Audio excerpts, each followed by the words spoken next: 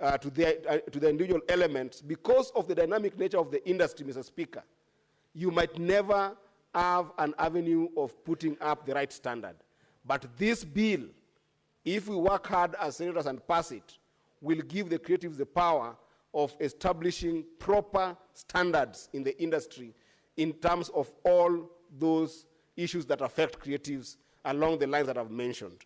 And therefore, Mr. Speaker, I wish to reply, and I want to thank the House for the support for this bill, and I hope that it will be fast-tracked in the third reading so that it can be able to go to the Assembly as fast as possible.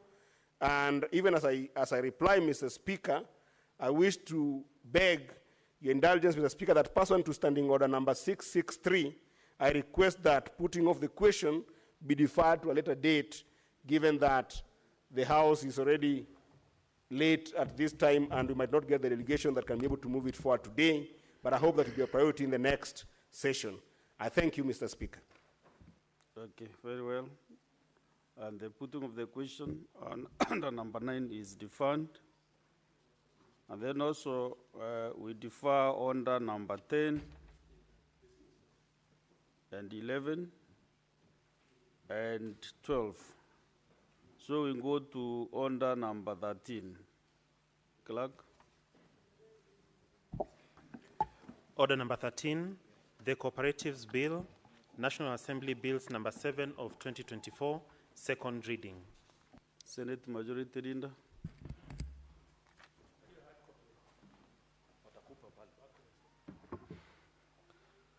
Thank you, Mr. Speaker. Just a second, Mr. Speaker. I want to retrieve my notes. It's a very important bill.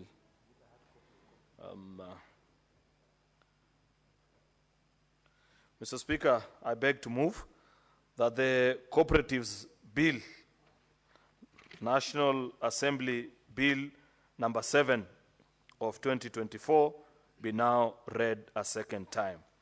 Mr. Speaker, this is a very important bill. The cooperatives movement is the heart and soul of this country. The countries that have been able to leapfrog us in the last few years, Mr. Speaker, since independence, are those that have been able to organize their cooperative sector or to harness the joint initiatives of its citizens, Mr. Speaker, into an organized force for good, Mr. Speaker. And therefore, this space of our cooperatives is one particular area that we need to have an adult conversation about as a country. I know, Mr. Speaker, for example, you represent one of the counties that has the strongest cooperatives movement. I know the Meru Milk Cooperative. I forget the exact name, but I follow its annual events, Mr. Speaker. You should benefit from. Yes, Mr. Speaker. Meru Central Farmers. Yes. Cooperative Union. Thank you, thank you. Meru Central Farmers Cooperative Union. I follow their annual gathering, Mr. Speaker, their AGM, and the kind of volumes that they talk about and what the economy that they move in that particular part of the country, Mr. Speaker, is worth emulating. In fact, Mr. Speaker, back in the day, and I know we still have it, though it has gone, it doesn't attract the level of glamour that it used to attract back in the days. I know, Mr. Speaker, you will recall the days of the Cooperatives Day, where President Moi would invite all the cooperatives in the country, and there would be an award ceremony, most of the time here in KICC. And the cooperatives that were performing best, Mr. Speaker, will be rewarded, depending on the sector and how they have been able to transform the rural economy. If we want our rural economy to thrive, Mr. Speaker, this is a space that we must pay attention to. And no serious leader worth their salt, Mr. Speaker, can turn a blind eye on the conversation in the cooperative space. It is unfortunate, Mr. Speaker, that as we have this conversation, we are having it as a background of the events that recently happened at Cusco and the damning reports of what happened in that particular institution the last 10 years. And in fact, it is on account of lessons learned by the mismanagement of that particular cooperative, the umbrella body of all the cooperatives, and subsequently what happened in all the other cooperatives, Mr. Speaker. Because you'll recall in every village, if you go to my county, for example, there are so many former active cooperative unions, especially particularly for coffee farmers, Mr. Speaker, that went down with farmers' money. And nowadays, when you tell people to put their money into a cooperative, they think twice about it. I want to tell the citizens of the Republic of Kenya that the Senate and Parliament in general is concerned and has agreed that that cannot continue to obtain as a situation of the day, Mr. Speaker. We must do something about it, because the fact that we missed the step at some point doesn't mean that we give up on the cooperative movement in the country, Mr. Speaker.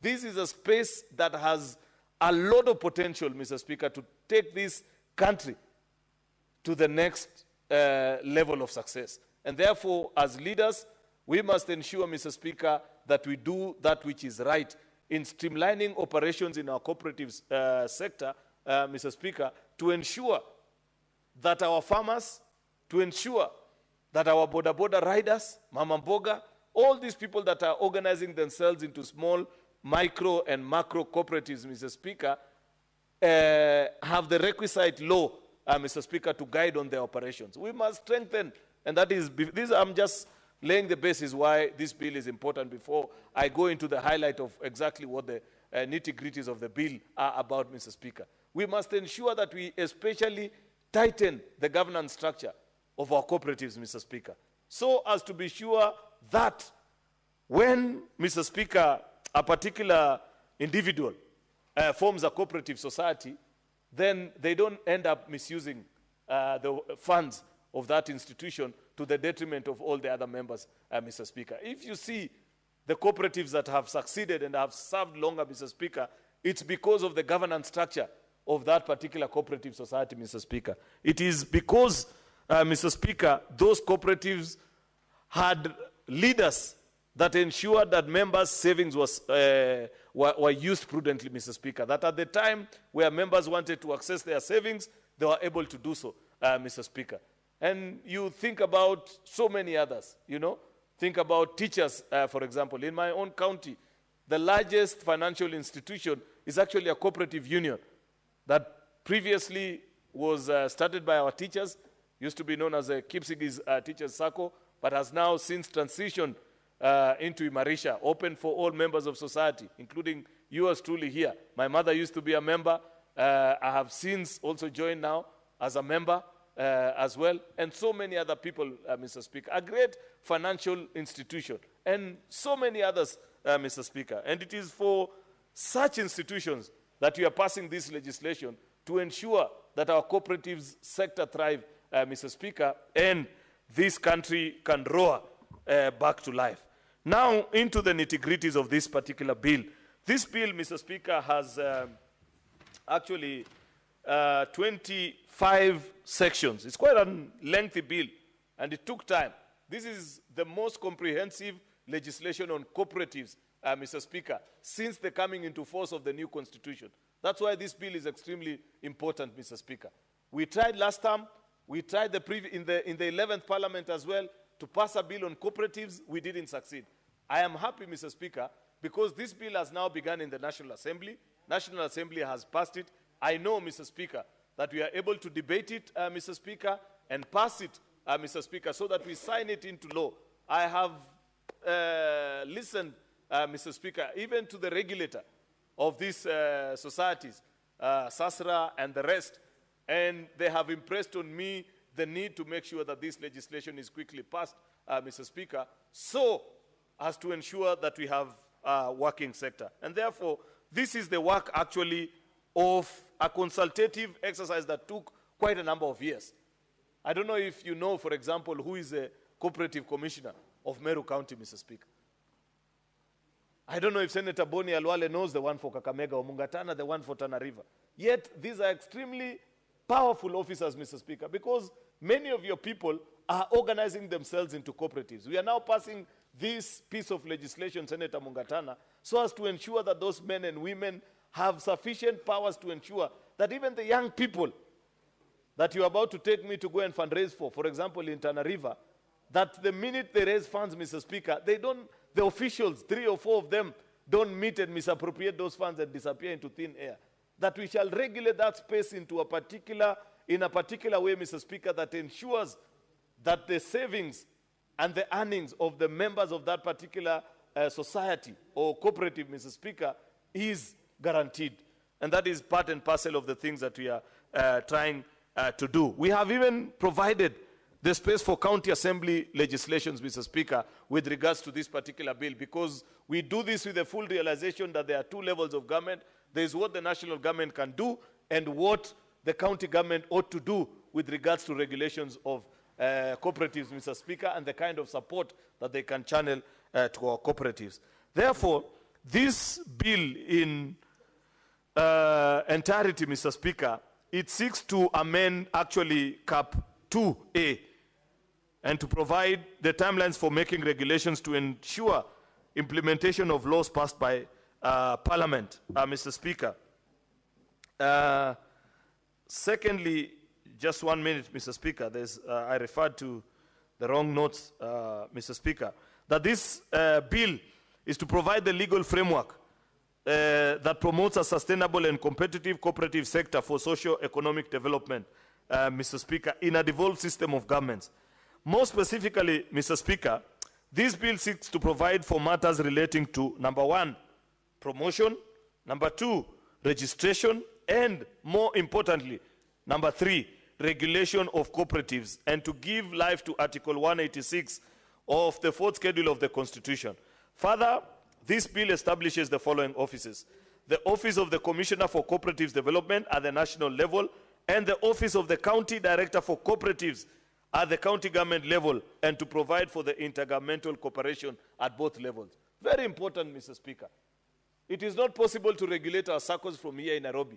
That's part of where the problem was, because Nairobi will just send a fellow from, I don't know which part of the country, Senator Boni, to come to Kakamega and sit at the head office in Kakamega and expect that he will have interest over a cooperative society deep in Malinya, where you come from.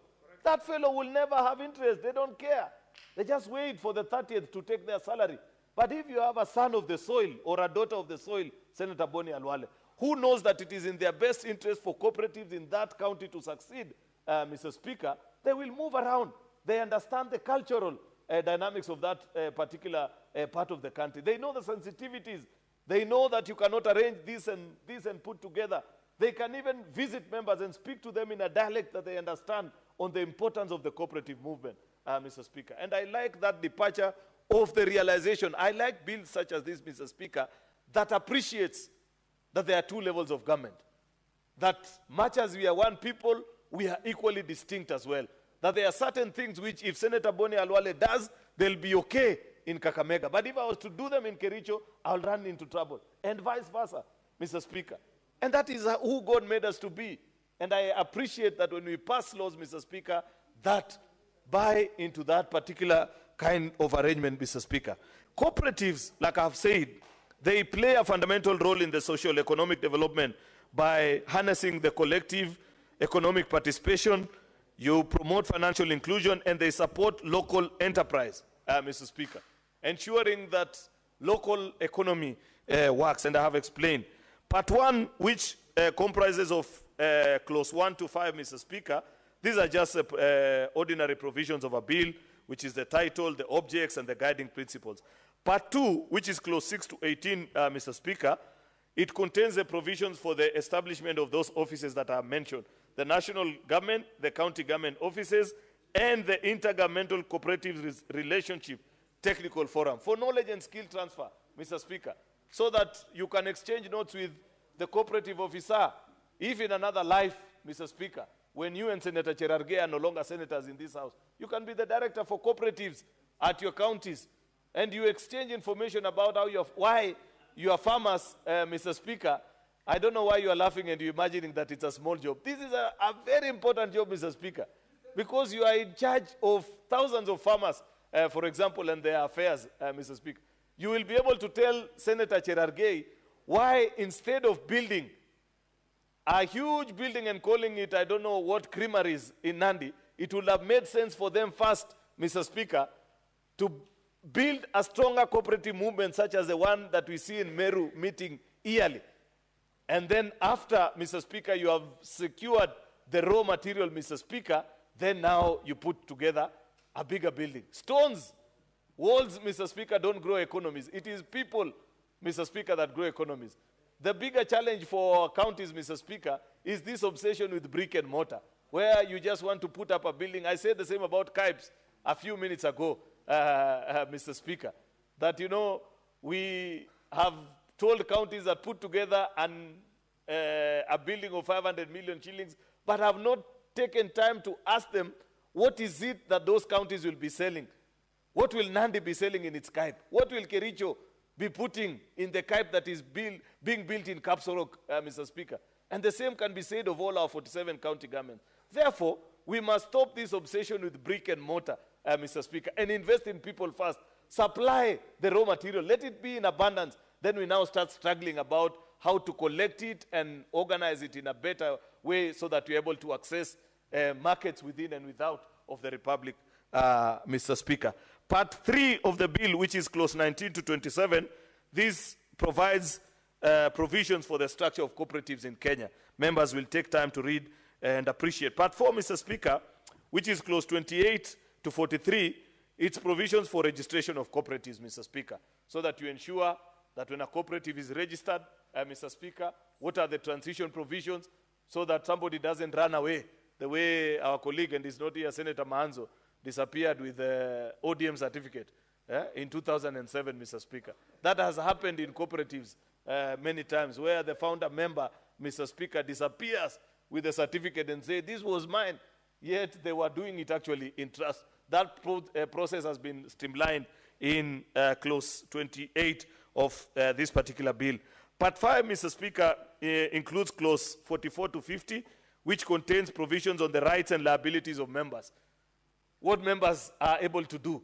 You know, previously, I have seen members, you know, KTDA, for example, Mr. Speaker, and you and I are representatives of farmers. We have KTDA factories in our counties. KTDAs are forms of cooperatives, Mr. Speaker, because it is farmers that have come together, they put up a factory, Mr. Speaker, and they have handed over management of that particular factory to a managing agent called KTDA. That's a form of a cooperative, much as they are governed under the Companies Act, Mr. Speaker, and that is something that we were not able to resolve when we were passing the tea legislation in this House. And I hope, Mr. Speaker, that this term of Parliament, we can actually provide clarity, because I don't think anything that is owned by multitude, you want to subject it to the same set of laws with a company that is owned by either a sole proprietor or 3 or 4 individuals. These are companies that are owned by thousands of people. And therefore, I believe they should be governed more, actually, by the Cooperative Act more than companies, Mr. Speaker. That is why you find an innocent farmer in Kubu, Mr. Speaker. When they walk to the factory next door, even the watchman alone can stop them from accessing the factory. Yet that particular farmer is the owner of that factory through their contribution of tea that they give to that particular factory each year. We have provided for the rights and liabilities of members in our cooperatives in this section, clauses 55 to 66, Mr. Speaker. 67 and 68 provides for amalgamation and division of cooperatives, the various types of cooperatives that you have.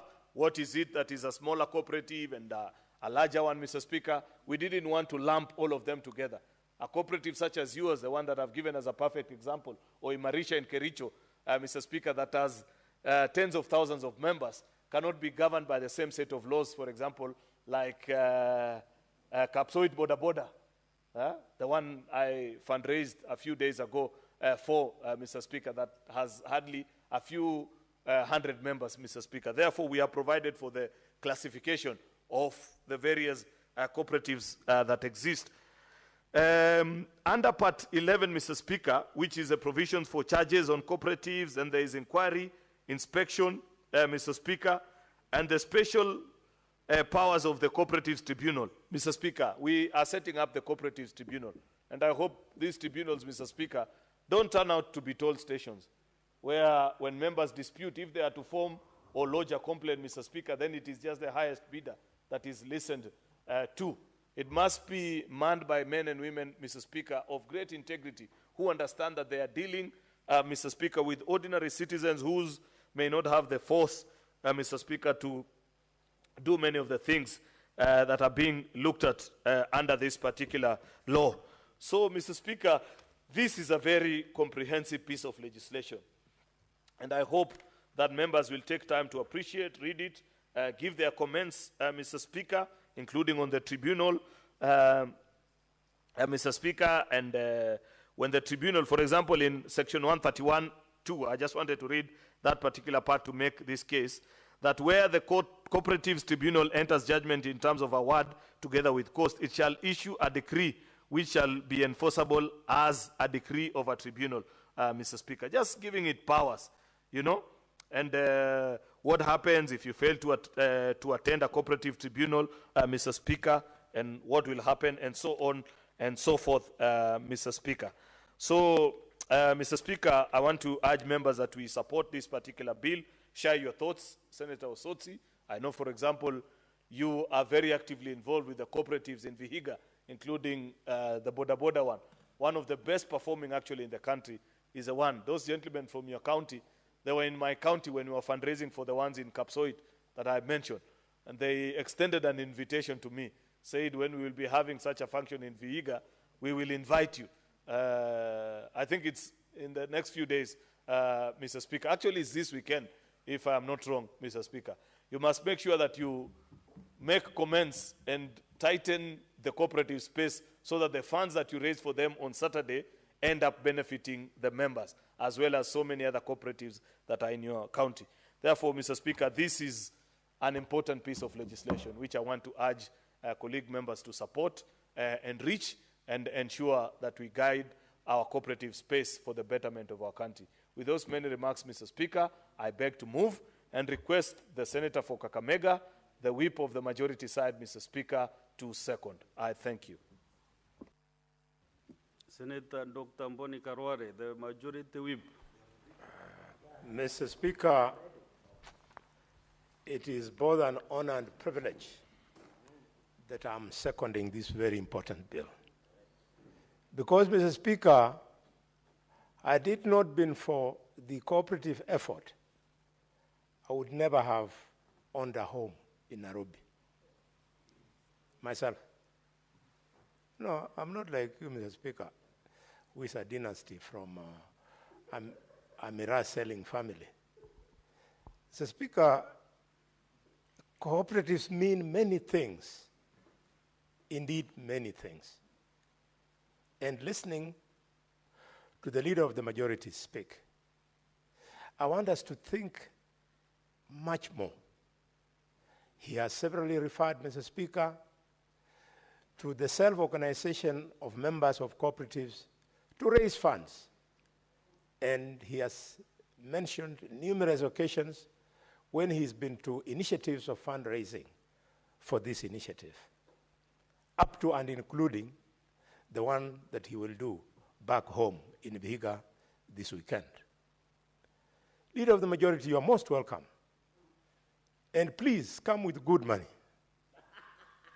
Because as you know, I was whispering in your ear last month that your transformation into a mogul is truly celebrated by me, who has a son your age. And therefore the proceeds of your mogul industry, when they come to Vihiga this weekend, will be very grateful. But more seriously, Mr. Speaker, what do I mean by we should think it further? We cannot expect to achieve equity by relying on Harambee. I know, because he's a man of many networks, any politician who becomes the guest of honor at a serious function like this has got connections in several offices of government. So if it is from government that some of the monies that they donate in those Harambees, they get, then we should restructure the government so that everybody who is sufficiently organized, who demonstrates understanding and existence of the cooperative effort, should have access to that funding. Mr. Speaker, This is no different from the effort by all senators led by the senator of Kiambu, young Karungu Thambwe, who is struggling that we amalgamate all bursary efforts so that all funds that can help children who require money can be taken back to the Ministry of Education and education be made free. The reason for this is because the thinking which we support in this bursary issue is because we want to see every child have an equal opportunity to bursaries. And the best way is just to use those monies to make education free. And because we cannot make something like cooperative free, let us think deeper, harder, longer, so that we see how the state can